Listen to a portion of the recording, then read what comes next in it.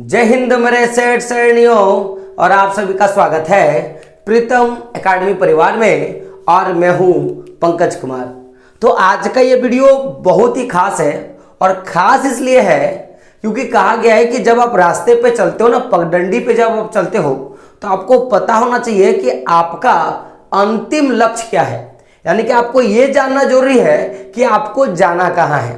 तो आपको पता होगा कि आप झारखंड बोर्ड में परीक्षा दे रहे हो और आप इस बार जो परीक्षा दे रहे हो ना, वो ना ही 8वीं का परीक्षा दे रहे हो और ना ही 9वीं का परीक्षा दे रहे हो, बल्कि आप जो परीक्षा दे रहे हो ना वो कक्षा 10वीं का परीक्षा दे रहे हो, क्लास 10th का परीक्षा दे रहे हो।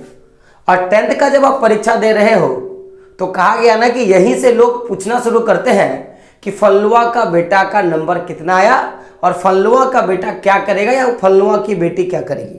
अभी हाल फिलहाल देखोगे तो बहुत सारे फल्लुआ की बीवी भी मैट्रिक की एग्जाम देती है।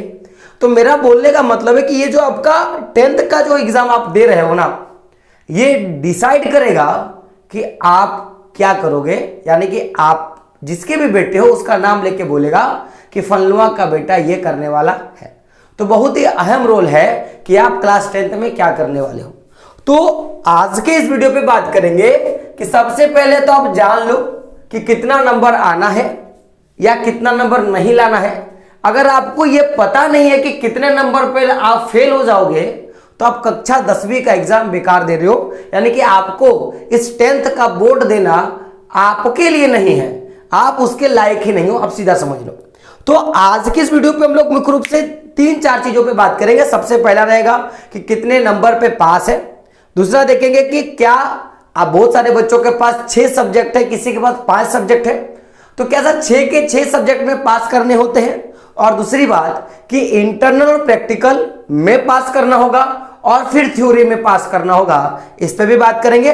और साथ ही साथ देखेंगे कि फर्स्ट डिवीजन का नंबर क्या होता है, सेकंड डिवीजन का नंबर क्या होता है, और एज यूजुअल जो बच्चे पास करना चाहते हैं यानी कि थर्ड डिवीजन जो करना चाहते हैं उनको कितना नंबर लाना होता है, इन सभी बेसिक चीजों पे आज बात करेंगे। तो वीडियो बड़ा मजेदार है। मजेदार इसलिए है क्योंकि आप ये देख रहे हो ना, अगर आप पास नहीं करोगे ना तो आपके पापा जी का मुंह ऐसा हो जाएगा।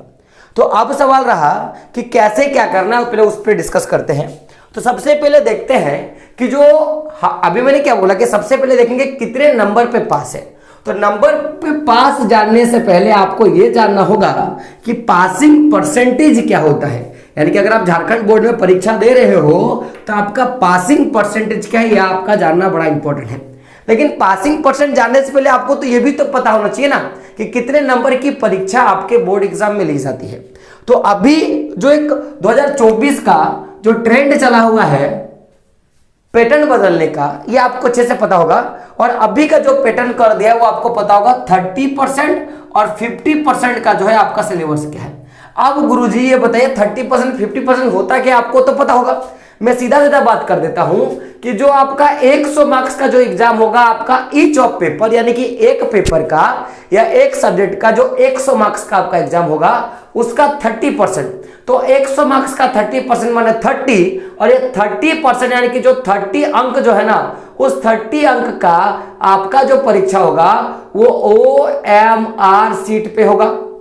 और जो ये जो 100 मार्क्स का जो 50% नंबर होता है, मतलब 50, ये आपका क्या होगा 50 अंक का बात करेंगे। तो जो 50 अंक का जो परीक्षा होगा ना मेरे गुरुजी, वो 50 अंक का परीक्षा आपका सब्जेक्टिव बेस पे होगा। यानी कि मैं बोलूंगा लिखित परीक्षा होगा। क्या होगा, आपका लिखित परीक्षा होने वाला है। तो आप बोलोगे कि सर 100% का 30% 30 और 100% का 50 मतलब 50, तो 30 और 50 मिला के हो गया 80 नंबर।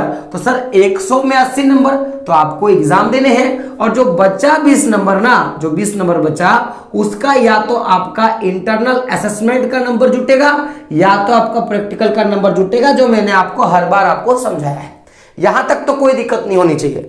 अब बात करते हैं पासिंग नंबर का।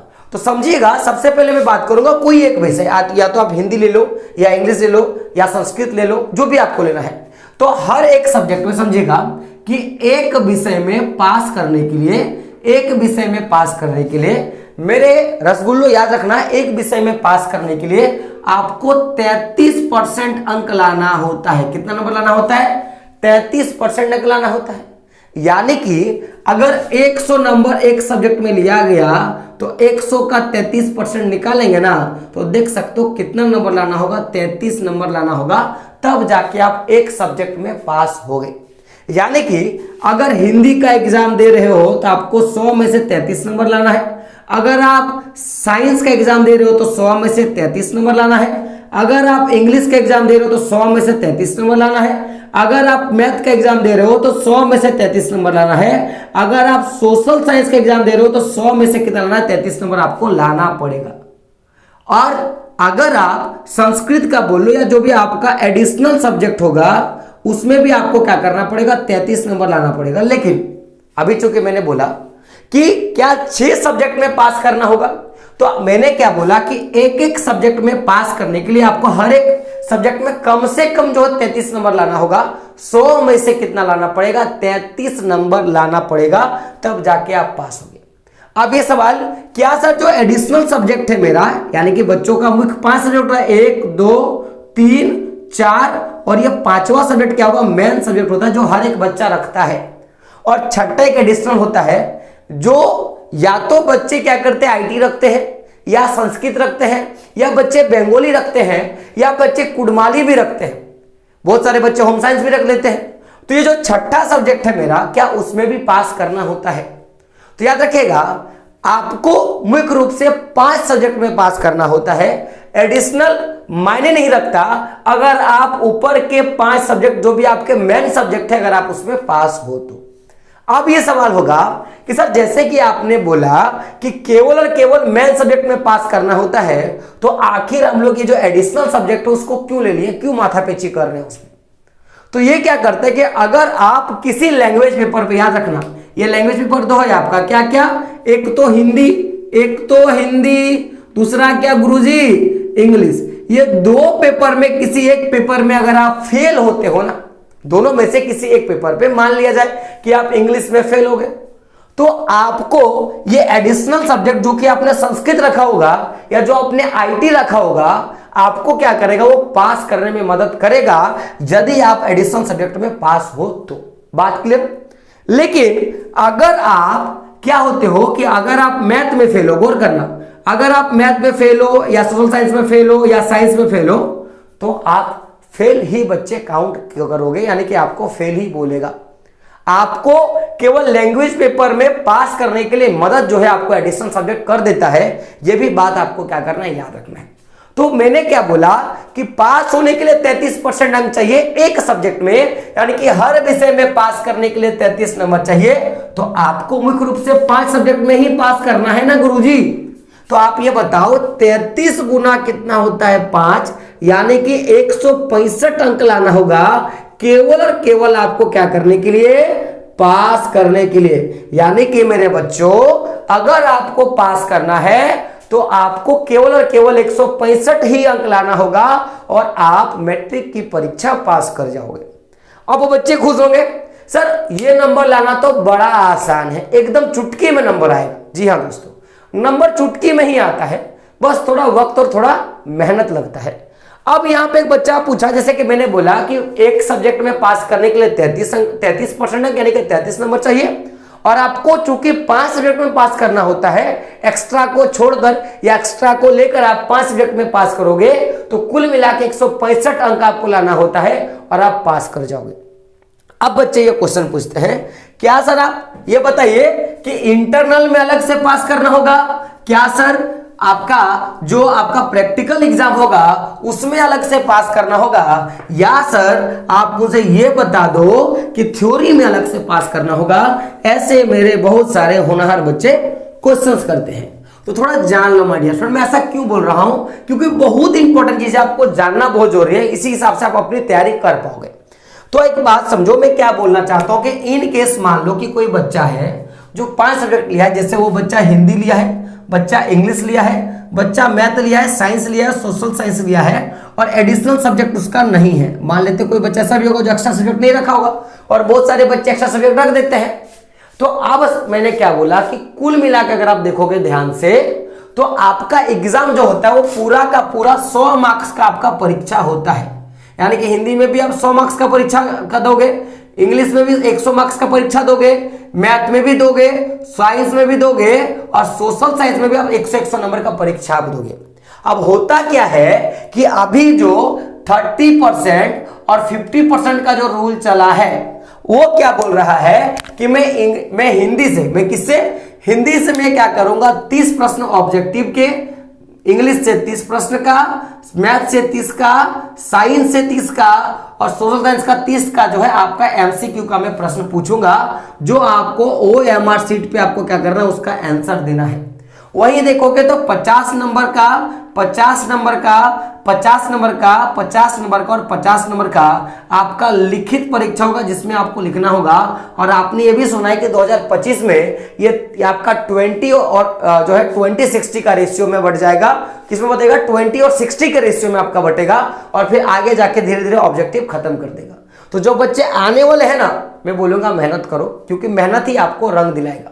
तो यहां पे समझना 30 30 30 30 30 और इधर 50 50 50 और आपका जो 20 मार्क्स होगा, यानी कि देखो 30 और 20 50, बचा कितना 30 और 50 80 और 100 मार्क्स आपका टोटल था, यानी कि 20 मार्क्स होगा आपका इंटरनल और प्रैक्टिकल मिला के, इंटरनल और प्रैक्टिकल मिला के। तो याद रखिएगा जो इंटरनल एग्जाम होता है ना, जहां पे आपका इंटरनल असेसमेंट का एग्जाम होगा वहां पे आपका प्रैक्टिकल नहीं होगा, और जहां पे आपका प्रैक्टिकल का परीक्षा होगा वहां पे इंटरनल असेसमेंट नहीं होगा। जैसे आप देखोगे तो साइंस में जो आपका साइंस सब्जेक्ट होता है, जो मैथ सब्जेक्ट होता है, ये दोनों में आपके प्रैक्टिकल का एग्जाम लिया जाता है, लेकिन हिंदी इंग्लिश और सोशियोलॉजी में आपका इंटरनल असेसमेंट का नंबर जुटता है। तो इंटरनल असेसमेंट जहां पे होगा वहां पे प्रैक्टिकल नहीं होगा, जहां पे प्रैक्टिकल होगा वहां पे इंटरनल असेसमेंट नहीं होगा। क्लियर? अब मैंने क्या बोला कि आपको पास होने के लिए, क्या होने के लिए, पास होने के लिए 33% अंक चाहिए, और ये जो 33% अंक चाहिए ना, ये टोटल में चाहिए। किसमें चाहिए? टोटल मार्क्स में। कितने मार्क्स में? टोटल मार्क्स में। तो आप ये बताओ, क्या टोटल परसेंट मार्क्स ये 30 नंबर है क्या 50 नंबर है क्या 20 मार्क्स है? क्या बोलोगे? नहीं गुरुजी, जो टोटल मार्क्स है ना वो 100 मार्क्स है, यानी कि टोटल की टोटल 100 मार्क्स में आपको केवल और केवल 33% अंक चाहिए। यानी कि आपको क्या मैंने बोला कि थ्योरी, अब देखोगे तो ये जो आपका दोनों है ओएमआर शीट पे और किसका जो आपने लिखित एग्जाम दिया, ये आपका क्या हो गया? थ्योरी हो गया। तो यानी कि थ्योरी और आपका इंटरनल असेसमेंट बोलो या प्रैक्टिकल मिला के बोलो, दोनों को जोड़ के आपको कितना नंबर चाहिएगा? तो आपको केवल और केवल 33% अंक चाहिएगा और आप क्या हो जाओगे गुरुजी? पास हो जाओगे। बात क्लियर? मैं फिर से बता दूं कि पास होने के लिए केवल और केवल एक सब्जेक्ट में 33% अंक और हर एक सब्जेक्ट में आपको 33% अंक लाना होगा और आप पास होगे। उसी प्रकार 33 के हिसाब से 5 सब्जेक्ट में 165 अंक लाओगे गुरुजी, 165 अंक लाओगे और आप पास हो जाते हो। और आपको जो पासिंग नंबर चाहिए ना 33%, वो थ्योरी और प्रैक्टिकल मिला के, यानी कि ओएमआर शीट, सब्जेक्टिव और जो प्रैक्टिकल और इंटरनल होगा, ये तीनों को मिलाएंगे ना, और उस तीनों के मार्क्स में आपको कितना नंबर लाना पड़ेगा? केवल और केवल आपको 33% लाना पड़ेगा। जैसे समझिएगा, अगर कोई बच्चा मान लेते हैं कि यहां से वो क्या किया, 12, यहां से वो क्या करता है कि 10 नंबर लाता है। कितना नंबर लाया? 10 नंबर।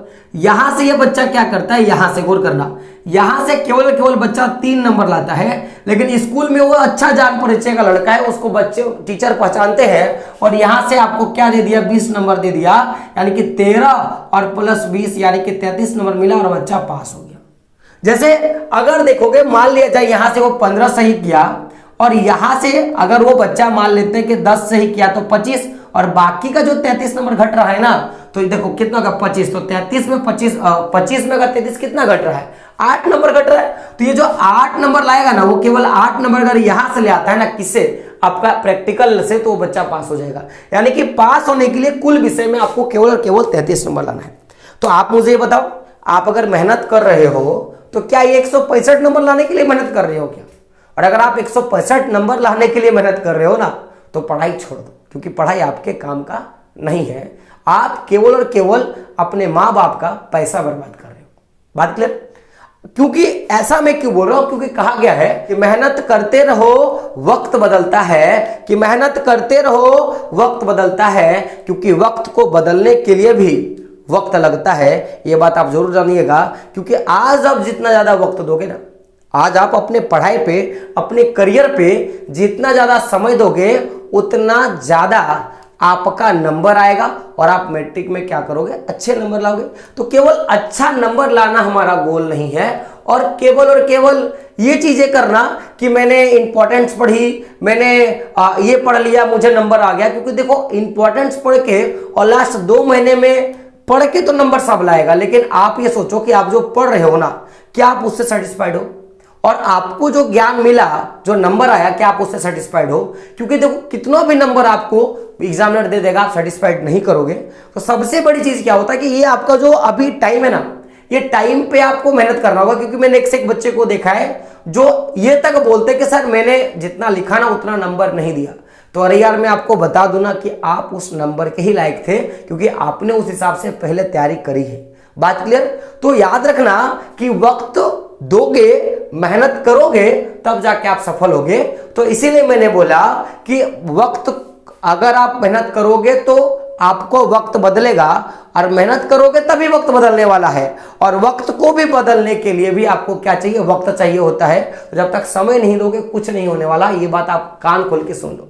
अब अगला जो क्वेश्चन था, जो कि मैंने बोला कि सर अगर कोई बच्चा फर्स्ट डिवीजन करेगा तो उसको कितना नंबर लाना होगा, अगर वो बच्चा सेकंड डिवीजन करेगा तो उसको कितना नंबर लाना होगा, और कोई बच्चा अगर थर्ड डिवीजन कर रहा है तो उसको कितना नंबर लाना होगा। देखिए, थर्ड डिवीजन का मतलब होता है पास। क्या होता है? पास। क्या होता है? केवल और केवल पास। और बच्चे गर्व से बोलते हैं कि मैंने थर्ड डिवीजन करा। यार, ऐसे भी कुरीति है ना समाज में। बहुत सारे ऐसे बच्चे होते हैं जो बच्चे साइंस लेते हैं, 12th क्लास का बात कर रहा हूं, साइंस लेके फेल कर जाते हैं।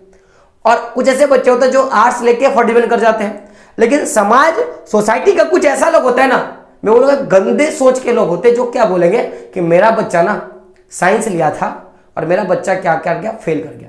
अरे यार, फेल का मतलब फेल होता है, चाहे वो साइंस लेके करे चाहे आर्ट्स लेके करे। और फर्स्ट डिवीजन का मतलब फर्स्ट डिवीजन होता है, चाहे वो साइंस लेके करे चाहे वो आर्ट्स लेके करे। बात क्लियर? तो ये बात दिमाग से हटा दो। बहुत बच्चे अभी मैट्रिक एग्जाम देने के बाद वो जाएंगे और यही बोलेंगे कि मुझे साइंस लेना है, कारण अगर मैं फेल हो गया ना तो घर वाले ये नहीं बोलेंगे कि बच्चा आर्ट्स लेके फेल हुआ है। सिंपल सा बात जान लो कि अपने क्षेत्र में हर एक सब्जेक्ट महान है, चाहे वो आर्ट्स है, चाहे साइंस है, चाहे कॉमर्स है। अगर आप किसी एक सब्जेक्ट में फेल हो ना तो आप फेल ही कहोगे।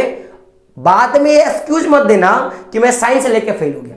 अरे गधो, एक बात मुझे बताओ, जो बच्चे साइंस लेके फेल होते हैं ना, सोचो वो बच्चे ट्यूशन करते हैं। जो बच्चे आर्ट्स लेके फेल होते हैं वो ट्यूशन नहीं करते हैं। तो आपको बताने वाला कोई ना कोई होता है, आर्ट्स वालों को बताने वाला और सपोर्ट करने वाला कोई नहीं होता है। तो अगर आप फेल हो मतलब फेल हो, एक्सक्यूज मत देना कि सर मैंने 12 में मैंने साइंस लिया और मैं फेल हो गया। तो अभी मैं 12 का बात नहीं कर रहा हूं, मैं इधर 10th का बात कर रहा हूं। 12 तो इसके बाद ना पहुंचोगे। तो अभी समझना कि अगर first division, second division, third division का मैंने बात किया तो ध्यान से समझना कि सबसे पहले समझो कि पासिंग मार्क्स कितना है, कि आपको 33% मार्क्स लाना होता है। यानी कि अगर आप देखोगे तो आपको 165 नंबर से लेकर 224 नंबर तक अगर आप लाते हो, कितना? 165 नंबर से लेकर 224 नंबर तक अगर आप लाते हो तो बच्चा जो है वो थर्ड डिवीजन कहलाता है। यानी कि बच्चा जो है वो टाइम पास हुआ है। और कोई बच्चा अगर 225 नंबर से लेकर, कितना? 225 नंबर से लेकर 299 नंबर तक लाता है तो ये बच्चा क्या होता है? आपका सेकंड डिवीजन कहलाता है। यानी कि बच्चा पढ़ने में ठीक ठाक होगा। लेकिन कोई बच्चा अगर 60% लाया ना तो वो बच्चा क्या होता है? फर्स्ट कर जाता है, पहले नंबर पे आता है। अब 60% मतलब वो बच्चा केवल और केवल 300 नंबर लाएगा और बच्चा क्या करेगा? फर्स्ट डिवीजन कर जाएगा। यानी कि सोचो कि 60 नंबर पर एक सब्जेक्ट में लाना है और बच्चे पास 20 मार्क्स तो पहले ही स्कूल उसको दे दिया। आपको 40 नंबर लाना है और आप देखोगे ना, कोई बच्चा अगर अंदाजे भी अगर ऑब्जेक्टिव टच करके आएगा ना 30 का 30 तो उसका 15 तो ऐसे ही हो जाएगा। मैं आपको लिख के बता रहा हूं। तो इधर 20 और 15 कितना हो गया? 35। अब 35 के बाद आपको बाकी लाना है 30 नंबर। तो 50 में अगर कोई बच्चा 30 नहीं ला पा रहा है ना तो बुड़बक बच्चा है। तो आराम से बच्चा फर्स्ट डिवीजन करेगा अगर वो चाहेगा, पढ़ लेगा तो, क्योंकि वक्त को बदलने में भी वक्त लगता है। अभी समझना कि मैंने क्या बोला कि 165 से लेकर 224 नंबर तक लाओगे तो आप थर्ड डिवीजन यानी कि टान के पास हो जाओगे। अगर आप सेकंड डिवीजन कर रहे हैं यानी कि 225 से लेकर 299 नंबर तक ला रहे हो, मतलब कि आपने सेकंड डिवीजन करा, आप पढ़ने में ठीक ठाक हो, अच्छे नहीं हो, बस ठीक ठाक हो। और वही अगर आप 300 नंबर ले आते हो ना, तो घर वाले का थोड़ा शान बढ़ेगा, बोलेगा मेरा बच्चा पढ़ता था। क्या बोलेगा? मेरा बच्चा पढ़ता था, फर्स्ट डिवीजन कर गया। लेकिन क्या आप बताओगे 300 नंबर पे आप खुश हो जाओगे?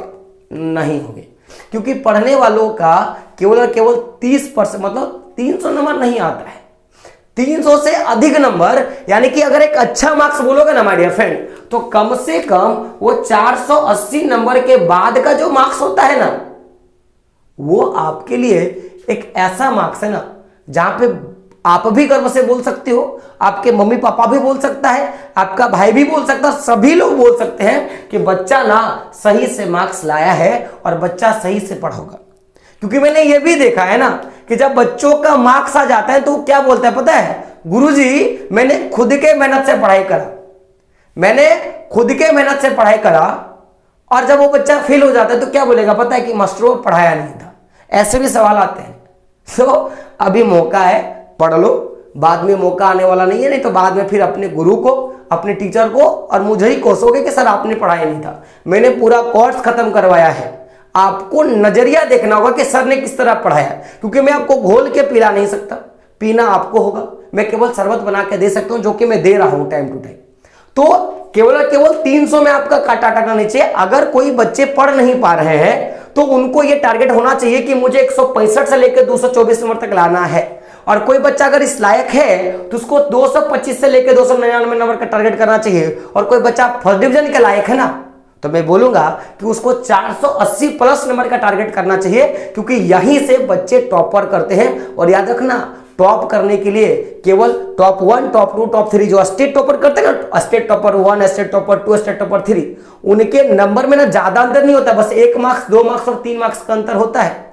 अब ये सवाल होगा कि सर वो 1 मार्क्स, 2 मार्क्स, 3 मार्क्स आएगा कैसे? आप कमेंट करो, मैं बताऊंगा।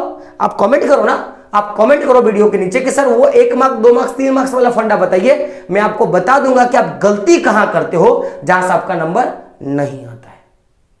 तो ये पूरा का पूरा माजरा था पासिंग मार्क्स का, जो कि मैंने आपको बता दिया। बस एक बात ध्यान रखना कि आपको तपना होगा, क्योंकि बिना तपे और बिना मेहनत करे आपको कुछ नहीं मिलने वाला।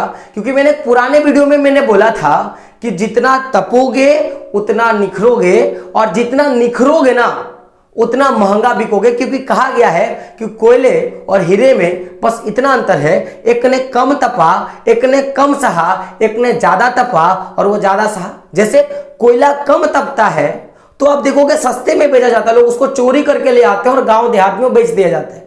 लेकिन अगर आप वही आप देखोगे हीरा, वो ज्यादा तपता है, ज्यादा निखरता है, वो महंगा में बिकता है। तो अगर आज आप तप जाओगे, अगर आप आज मेहनत कर लोगे ना, तो आप ना महंगे में बिकोगे। महंगे बिकने का मतलब क्या है कि आपका 480 से ज्यादा मार्क्स आएगा, आपका नाम होगा, आपका सोसाइटी में नाम होगा, सभी बच्चे आपको जानेंगे, बोलेगा अरे फलनुआ का बेटा है, अरे फलनुआ का भाई है जो अच्छा पढ़ता है, अच्छा नंबर लाता है।